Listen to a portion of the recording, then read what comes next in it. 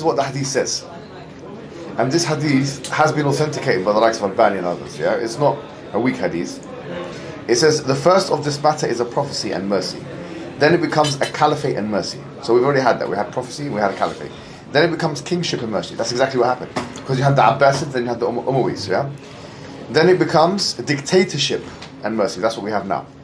So this is how the Prophet ﷺ is telling us exactly what has happened in history is what's happening in terms of governance. In terms of governance, right? Listen to this. Then they will fight over it like the fighting of hungry camels.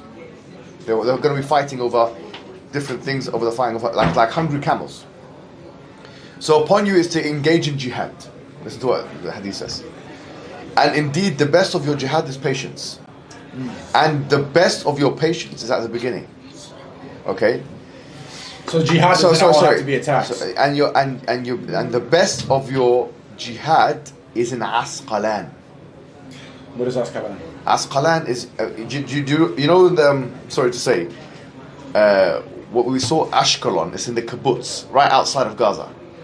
So you've got Gaza here. Ashkelon is a 10-minute drive from Gaza. So if you imagine the lines here that have been drawn, this hadith could indicate that the Muslim governance, the moment that the jihad reaches there, something's going to happen. That's going to reach to the end of days. And that's why I think the Palestine issue, akhi, it could be the trigger for World War III. Goosebumps, bro. If you think about it, akhi, just think about this. Because here it's saying hadith is clear. But it's unbelievable how clear this hadith is. How can the Prophet ﷺ, if you know the history of Islamic history, this is undisputed history. First you had the Prophet ﷺ. Then you had Khilafah Rashidiyah. Then you had exactly what the Prophet said. Then you had the Abbasids and the Umayyads. The Umayyads and the Abbasids. Break it down. They were kings. It's like monarchy. Then after that, what do we have now in the Muslim world? You have dictators. It's authoritarian regime. It's not a democracy. It is a dictatorship in most of the countries. There's 59 Muslim majority countries.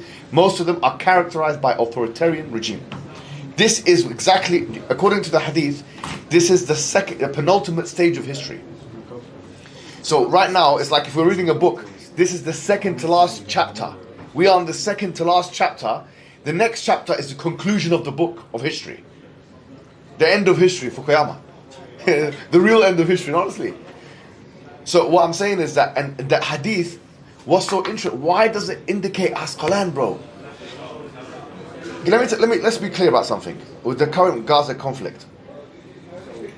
The current Gaza conflict showed us it's unlikely that the small band of resistance fighters, whoever they may be, in Gaza are going to overtake new land.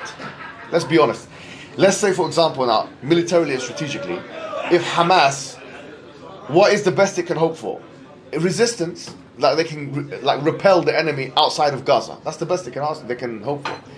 No one is predicting that Hamas or any other resistance group in Gaza will go into Ashkelon, which is by the way right next to Tel Aviv. Ashkelon's on the way to Tel Aviv, bro. Really? Yeah, Ashkelon. So you've got here. What separates it? It's kibbutz. Only a few towns, bro. Between Gaza and Tel Aviv is an hour in driving terms. Between Gaza and Ashkelon is 10 minutes. It's not far. That's not that far away. So what I'm saying is, bro, a place like Ashkelon will be overtaken by a combined effort of the Muslim armies. That happens. Everyone knows. The moment that happens, it may be a trick. It might be like, you know how Franz Ferdinand, World War I, that was the catalyst, World War. Apparently. Yeah, they say, right? But it can be the alliance system, that can have a system like that, bro. It could be that this thing about Palestine is going to lead to the end of days. The catalyst, Could be. There's a reason why Allah's taking these people as martyrs. Wallahi, there's a reason for that. Yeah. The reason is because, look how humble they are, akhi. They're the opposite of, sorry to say, the Zionists. Everything is the Zionists, these guys are the opposite. They're showing humility, they're showing tawakkul, this and that, and reliance on it. The Zionists are arrogant, they want to kill the babies. It's like Pharaoh and Moses. Yes. Wallahi, the Zionists are like Pharaoh in the Bible, bro, and the Quran. They remind me of Pharaoh. Yes. Modern day pharaohs, akhi. So what I'm saying is, it seems to me that this is a key part of the story, bro. Bro, this is too delicate. It's mentioning the names of the city, bro. It's mentioning the key areas of. Bro, Ashkelon was on the news the other day, bro. That's geopolitics for you, that. Bro, Ashkelon was. That's where Hamas got killed. That's where they were fighting the people. That's where they went out, and that was Ashkelon. Oh wow. Bro, they came out and they got shot dead in Ashkelon. They went out to Ashkelon with the paraglider. Yeah. They went to Ashkelon, bro. They went. Akhi, this is too delicate. It shows you that the prophecies of the hadith are too in line now with the geopolitical relevancies of the day. Yeah. Bro, we need to really, this for me, wallah, when I think about all these hadiths, I think the day of judgment is coming, bro. It's coming, it's close.